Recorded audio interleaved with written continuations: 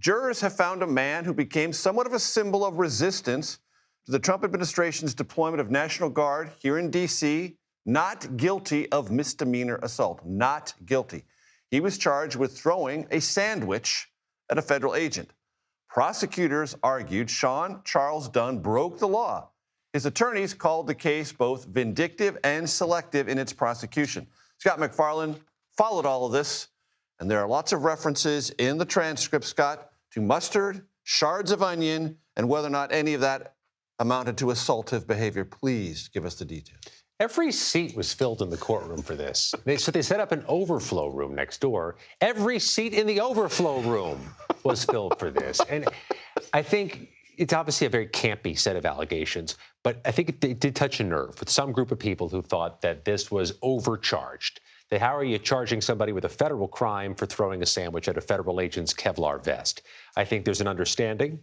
You don't throw things at people. There's an understanding that this type of conduct, being in the face of a federal agent, vulgar at a federal agent, is objectionable to any number of people. But there was a concern the defense tried to express that this perhaps isn't a criminal federal matter. The jury sided with the defense on this. And it took about a day, half of yesterday, half of today, for the jury to reach its verdict. But it boils down to this. The defendant, Sean Dunn, who did not take the stand, acknowledged throwing a sandwich at the federal agent. You can't ignore that the evidence is clear that he threw a sandwich at a federal agent. Clear as day. There was a little bit of a dispute over what became of the sandwich. I'm sorry. The agent who was struck testified that it exploded into a mess of onion and mustard, left a stain, left a smell. The defense argued, perhaps effectively, that how did the sandwich explode if it fell to the ground, still in its wrapper, still intact?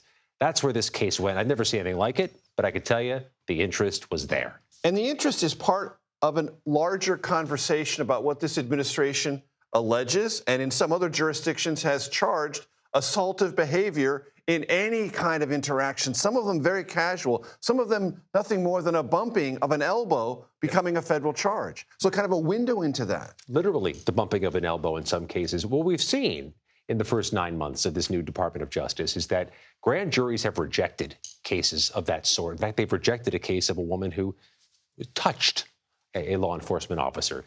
The jury rejected this case. A grand jury had rejected it previously. Department of Justice had to try twice to bring Sean Dunn to trial. So there's obviously some pushback from juries and grand juries about this, but here's the bottom line, and there's no way of getting around this. This trial took place in courtroom 17 of the Washington, D.C. federal courthouse. I sat in that courtroom many, many times and watched many, many defendants convicted of assaulting police for January 6th. Scott MacFarlane, as always, I thank you, sir, so very much.